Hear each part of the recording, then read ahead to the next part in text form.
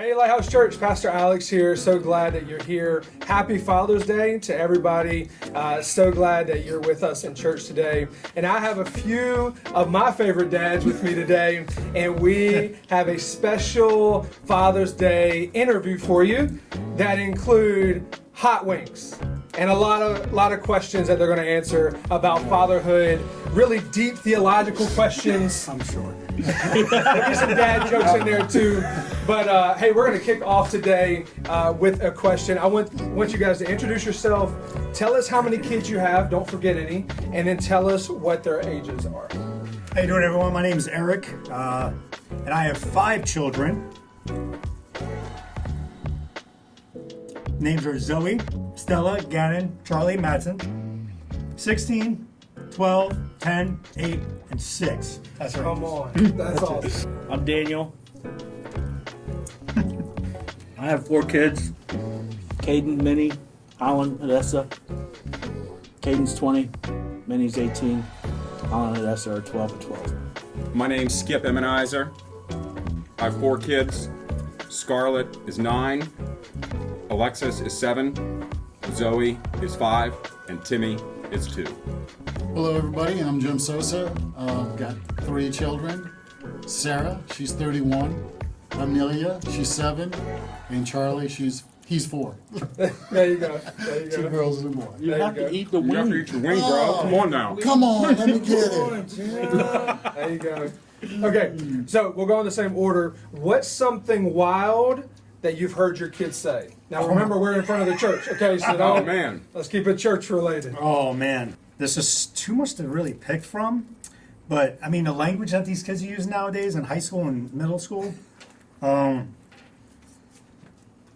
sure there are parents out there, but I think, what's the word? Like skibbity pop, or I don't know what these words are nowadays. But it's You definitely sound like a dad. it's crazy. I heard something good from Odessa. She always comes up with some wild stuff, man. She says, "We got some a gift from my in-laws. Some smoked salmon from Alaska, Yeah. and I let her try some of it. But she said it tastes like old fish." That's awesome. All right. That one's good. I like that one. So my kids are younger, so I'm having to go through some things here because we've got a 2-year-old boy, and our 3 girls are older. So most of the wild things I hear are likely not appropriate for this. So I'm going to go back to last night when we took family communion together. Here at church, we have the little cups, the red cups with the crackers on top. Well, we get the white cups with the crackers on top.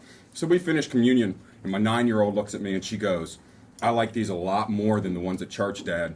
And I said, "Really?" She said, "Yeah, the ones at church taste like they've been in there for 25 years, man." I live a pretty dull life. I don't hear anything wild. Okay. At least not out of my kids yet. What is your earliest memory of your dad, and what is something you learned from him that has shaped the dad you are today? When it comes, okay, so memories of my dad. Man, this one's kind of hard, you know. Yeah. But I will say my greatest memory was when I asked him when he was on his deathbed whether or not he was going to go to heaven, and he said yes. So that's number one. But you know, as a kid, I do remember some good times that he would bring us to the racetrack and stuff like that. And just recently, I mean, I've been bringing my kids to Langley Motor Speedway and Virginia Motor Speedway to kind of just enjoy the races. So I think that's probably one of the greatest memories I can have. You know, he instilled some of that in me, and I was able to start instilling that in some of my kids. So Starting to feel the heat a little bit now. I remember when I was probably 8 or 9, I went into a room and my mom and dad were talking, and I said, "Excuse me," and they were blown away that I had used manners that they had taught me to use. You know?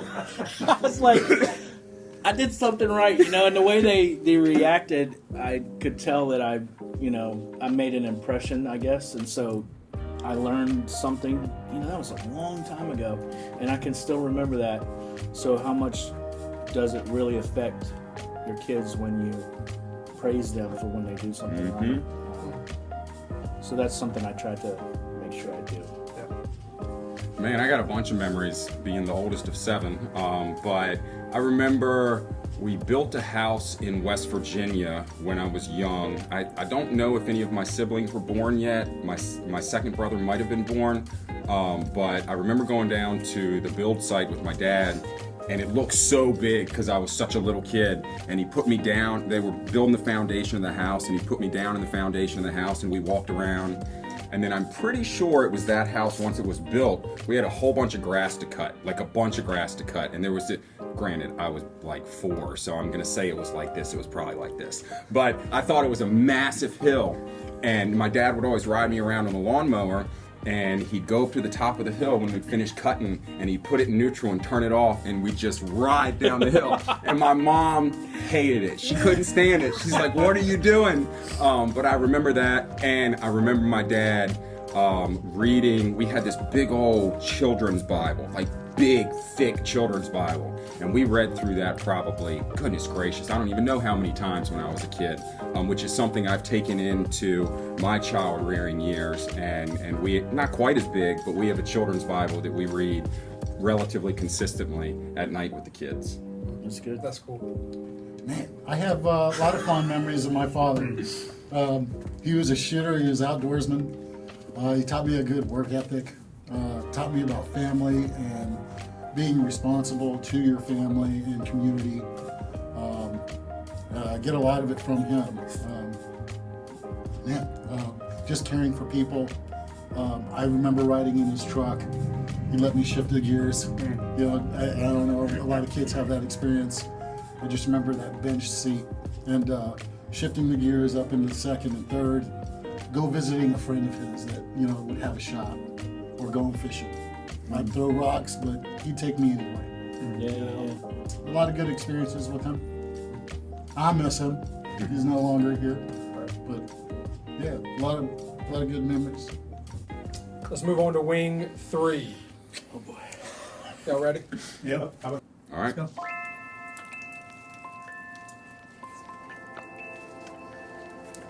All right. Oh yeah, that's good. All right, so question 3. Do you have a spiritual dad or a role model in your life? And then do you have any spiritual kids? So I would say, homegrown here at LightHouse, Pastor Ken was probably one of my spiritual fathers. Also Pastor Julian. I really look up to them. They've been such an inspiration to me in my spiritual journey. And they've walked with me through a lot, right? When it comes to spiritual children, I've just recently taken 3 young men under my wing at work, and from the age of 24 all the way down to, I think my youngest right now is 20.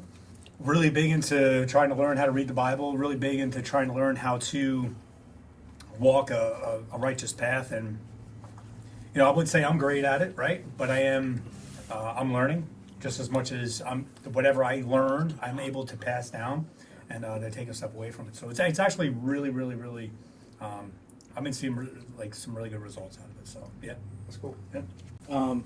Good, huh, Daniel? A little bit. My eyes will tell you. I have a lot of spiritual dads. I lost my dad when I was 20, so I kind of was trying to find people to gather from. Pastor Ken, he's my brother-in-law, so naturally I kind of look to him for a lot of stuff too. Craig Rippertella, he works with me, and so he's a lot of knowledge there. And then I try to pass on things that I've learned to people that I work with too, younger guys.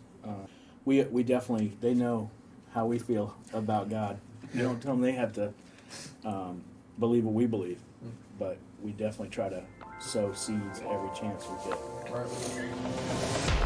Hold my head's gonna sweat, Starting guys. to snot up, getting a little sweat going. Yeah, man. So spiritual fathers, that's kind of a new thing for me since I came to LightHouse.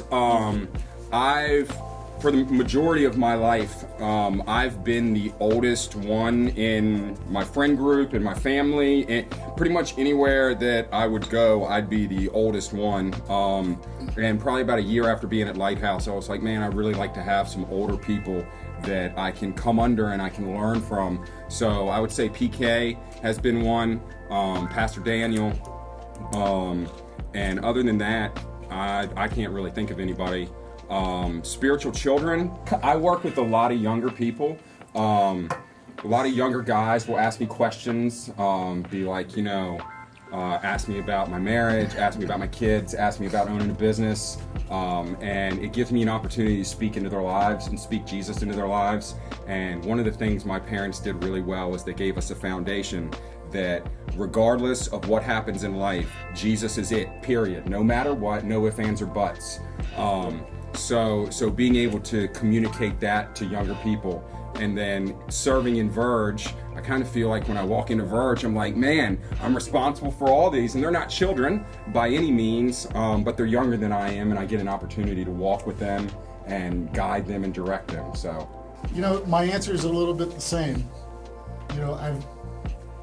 I was in the Navy, a knucklehead, but at the same time, I was around some good people as well. Not the best influences, but I found Christ. And my thing in that is this community, finding men like you, being part of the men's group, being a part of this church community, period. I've met so many people that have been influenced, or I've been influenced by so many people here. And I have great conversations with a lot of them. And, you're all in this room as well, and I have great conversations and learning experiences from each and every one of you. Yeah. So for me, it's an ongoing adventure. So, and I'm excited about it.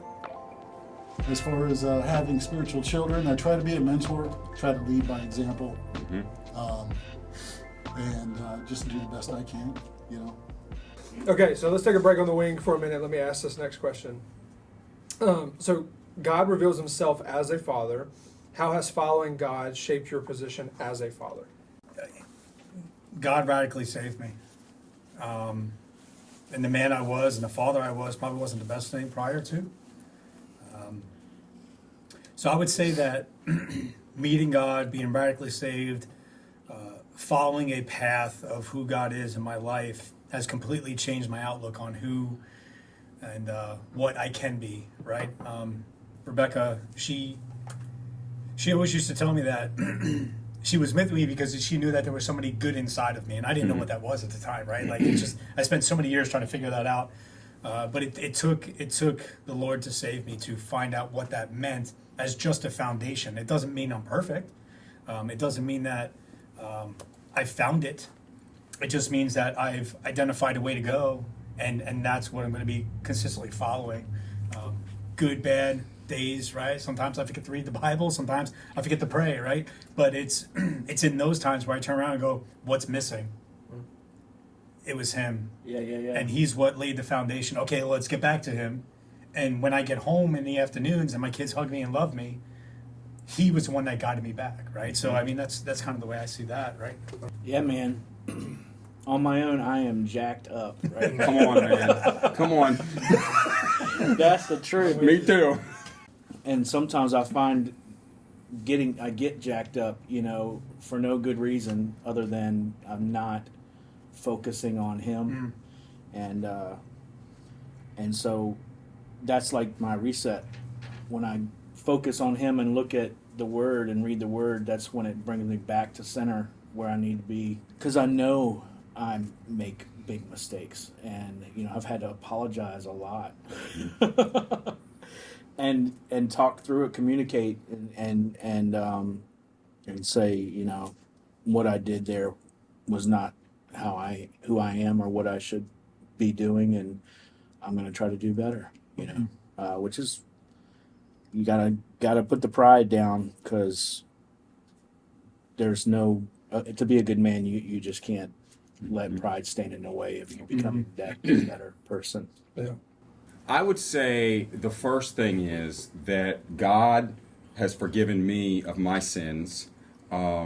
which allows me to look past the wildness in my children. And the other side of that is Jesus will never apologize to us or ask forgiveness from us because he doesn't do wrong. We have to use his example of forgiveness, of how he forgives us, and turn that around. And like Daniel said, apologize to our kids when we're wrong and ask forgiveness when we're wrong. And that's a humbling experience. You want to kill pride? Be honest with your children, be honest with your wife, and apologize and admit fault. And don't just say you're sorry, say I'm wrong. Dad messed up, please forgive me, and I'm going to learn to do better. And the other side is that as God's child, there's a whole lot I don't understand. All right? He reveals some things, and some things are secret. So in a world where the idea is, everybody has to know everything and kids have to understand everything, I put that stuff to the side, and I emulate more of the relationship between me and my Father, my Heavenly Father, where there are some things revealed and there are some things you just have to walk through. And trust. So exactly. Dude, So for me, I don't always tell my kids, hey, this and this and this and this. I don't give them a bunch of details. I say, hey, this is what we need to do, and we're just going to go through it. And they learn more from the experience than they learn from the information that they think they want in the beginning. But I mean, they're children. They don't exactly know what they want, just like us in our relationship with him. I don't like going last. You want to switch? Look, We can switch, bro. no, I mean, I think about grace every day because I've got to give it. Yep. It's given to me. I think about submitting to my wife and my family and the things that I need to do and take care of, the things that I'm responsible for. That's good. The whole submitting part to me has released me from a whole lot of things as a man. And I don't mean that in a bad way or in a overly submitted to something. I'm not overly submitted. I think I'm at the right pace. I know when to submit to my wife. I know when to get her advice. Yep. That advice is gold Yeah. when it comes to my kids. Yep. Because she knows how to treat them a little bit differently than I do. And that message comes across a lot better than Dad's does. Yep. I'm just very straightforward. Why are you doing that? Why is this? Why is that? Just give me an answer and I'm okay. Ready? Go. Okay. Next question. In what ways has the Lord helped you be a dad? Almost in every way. I've changed so much. Like Erik said a few minutes ago, I'm guided differently. I think of things differently. Grace, like I said earlier, comes into play. Stewardship. There's just so many facets to being a father, and just the layers and layers upon that. And same for motherhood. I mean, I'm not taking anything away from the mothers because I'm getting most of my information from the mother. Yeah. And I don't know, the Lord has changed my life. I just move differently. I go to different places. Yeah. I don't go to the same places, Yeah. and mentally or physically. Yeah. So there's been a big change. You all see a different Jim than a person that was 10 years ago. I've slowly progressed into a better Christian, a better father. And you know what? We're not perfect. I'm still a work in progress. That's what it's about. And knowing that, and like you said, submitting to that also, just guided differently. Yeah. And I read the Word, and I get into it, and it's a passion of mine now. And I do the word searches, and I do everything I can to understand what I'm reading, and have great discussions with my fellow men and women of LightHouse on the subjects. So That's awesome. it's good. So I would say, there's a ton of answers I could give, but I think I'm going to have to go with non-negotiables. So I feel like it's a non-negotiable for Jesus to love me. It's a non-negotiable for Jesus to offer forgiveness to me. It's a non-negotiable for him to be with me in my everyday, because he said he would be. He said, I'll never leave you and I'll never forsake you. He said that if I trust in him with all my heart and lean not on my own understandings, and in all of my ways acknowledge him, that he will direct my path. So for me, it's embodying non-negotiables like I feel like Jesus embodies non-negotiables. So some of those non-negotiables are the gym and my prayer time in the morning. I'm up at 3:30 and hit the gym, and then at 5 I'm in the Word until 6:30 and in prayer. And that is what allows me to operate as a father. That's what allows me to operate as a husband, is the non-negotiable of realizing that I can't do this without him. Like, without him, I'm not the husband that my wife needs. Without him, I'm not the father that my children needs. Without him, I'm not the example that the people around me need, because I believe he put me here for a purpose, for a time. So for me, I think the primary thing would be the non-negotiables of the way Jesus treats me, and embodying those things in my life to sacrifice back to him and offer my life back to him. I guess for me, the thing that it's like a feeling. I don't understand in the world what the dynamic should be between husband and wife, father and child. You know, the world tells you one way, and it's coming at you all the time, and it's usually all about, it's supposed to be about me, and it's not. That's not the way it's supposed to be. Every commercial is like, me. Yeah. And so when you look at the dynamic between father and son, and the love that's in that, and it's not like any other love that you can experience on this earth, that gets me emotional, because I know how to what lengths I would go for my kids, and how I should treat them when they've screwed up really bad and they expect me to go crazy, but that's not what I do, and I show them that I love them, and it's okay to make mistakes,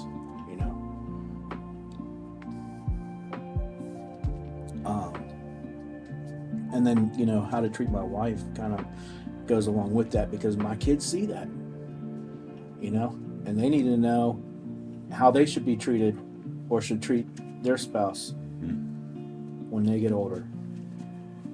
And so being able to see that dynamic, people say, they don't give you an instruction book. Well, actually they do. Yeah. And Come on. and it's all in there in every single way you can imagine, so that you can learn it in the style that you need to learn it. Yeah. And you read it 1,000 times, and you're going to learn something from it every single time that you didn't know before. So, yeah, it's changed me, man. I was really messed up, really messed up, and I grew up in church, and I had to find out the hard way. But luckily, I came to my senses and asked for help, and he came to me in a big way, big way. Amen. I'll kind of go along the lines of what a lot of these men said was, I went from a light switch of temper. Like like you would say something to me sideways and I would just lose it. Sometimes, I'll just be real, sometimes that still comes out. However, the amount of times in any given day, week, or month have significantly decreased. But I mean, I think we all when we don't speak and we don't do the things that we need to do to make sure that we're staying level with the Lord, those things can get skewed. So being with the Lord and kind of walking through a lot of stuff, right? In 2017, 2018, I went through a really bad, I went through a season to where I was like, God, what are you doing to me?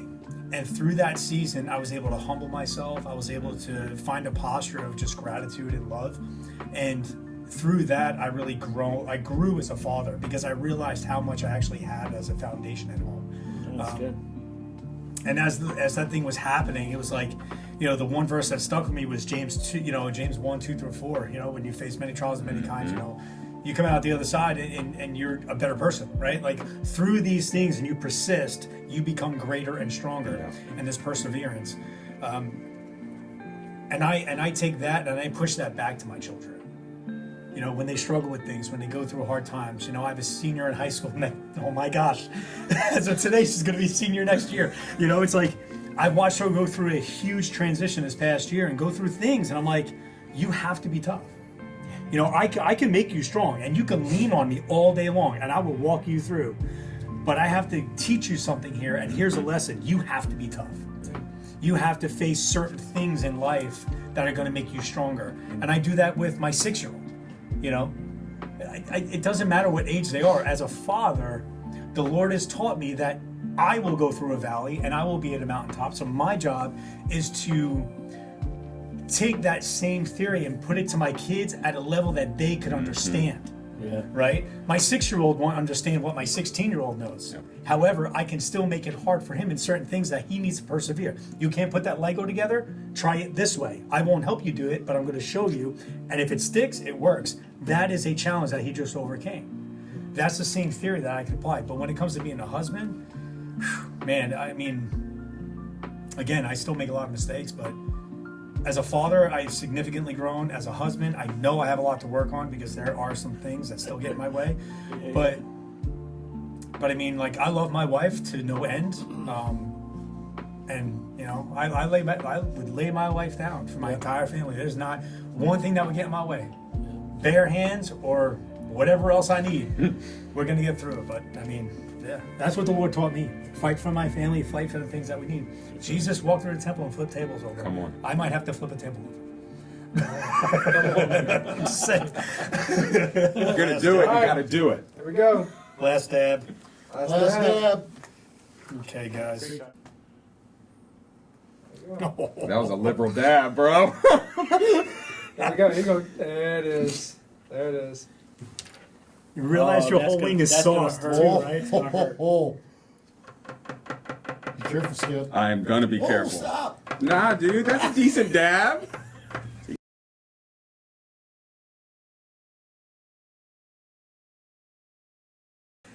Y'all ready? Yeah, I'm ready. Let's go.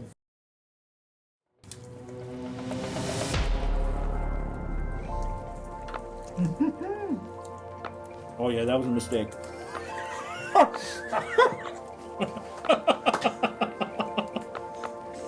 Oh boy. I mean, really, it's spicy. It's not very good, though. Wait. Holy cow. You just keep chewing, it goes away.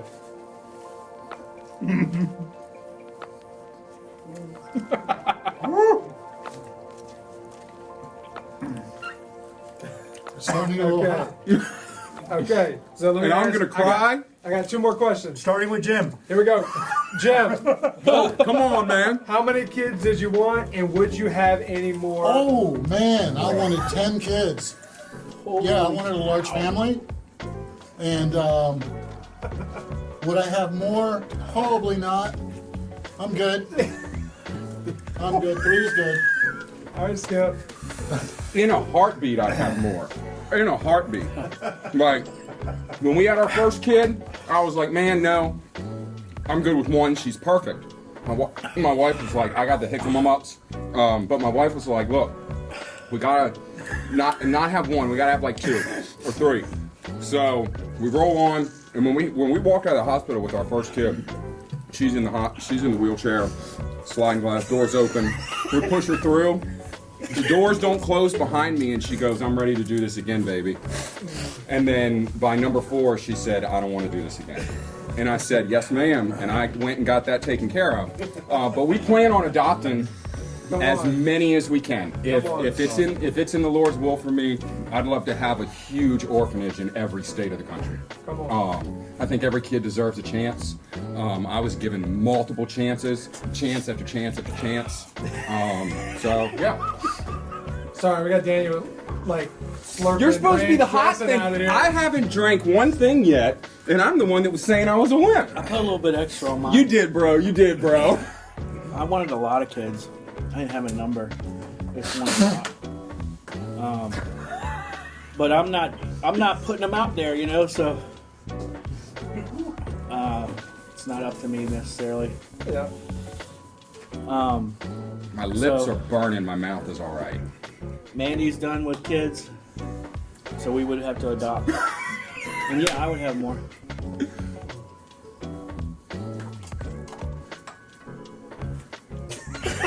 It's going to go part of the blooper reel here? This is the B-roll? I think the whole thing has been a blooper reel. All right. So when it comes to wanting more children, when we had Zoe, that was all I wanted.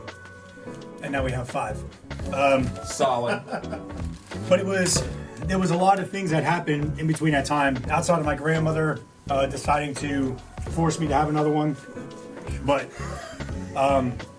it was actually after Zoe was born, which was a really hard pregnancy with Rebecca. We had a son that passed away, and then we went into. After that, I was like, I don't care how many kids we have, but after 5, I looked at Rebecca and I was like, I'm done, you know, and she agreed. But we have talked about adoption at one point. I know she wants to adopt. I want to live a little bit of a life. You know, not in a bad way, right? But it's, you know, I want to be able to enjoy my wife. Yeah. We got together very young.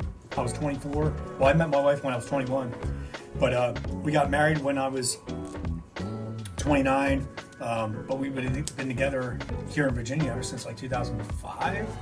So it's like we really didn't have a time to enjoy one another. Yeah. You know, I went on deployment, I came back, she got pregnant, we had a kid, and that was it. So I want to enjoy Rebecca. But overall, I mean, do I like kids? Sure, I like young teenagers. I'm not a big fan of the baby stages. I mean, I love my kids, don't get me wrong, but It's the best. when they turn 6, I'll take them, especially my sons. You know what I mean? Like I'll take them there. You know, we'll go have a good time. But man, yeah. Now that your brain is on fire, My eyes. eyes are on fire, I want you to rank your kids from least favorite to most favorite. Oh, Oh, come on now, man. What's that, I dude? get an answer from me. I'll answer it. I mean, I can do it. I can do it. I'll just start from the youngest. That's it. Do you want to deliver your best dad joke while we're here? Salesman's driving down the road, and he's going through this farmland, and he looks in the field and he sees this pig that only has 3 legs. And he's like, what is up with that? I need to go find out why this pig only has 3 legs. So he stops in this farm, goes up to the farmhouse and knocks on the door.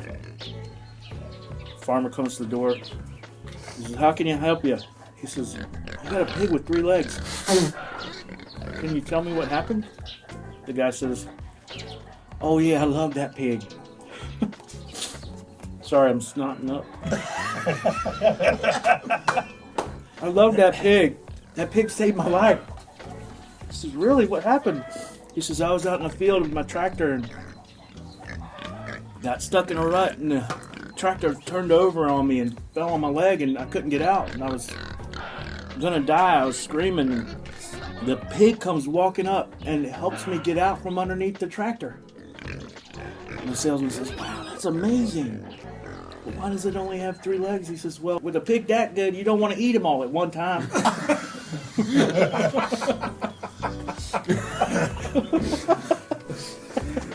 Good stuff. Not as good as it is. That's it. That's perfect.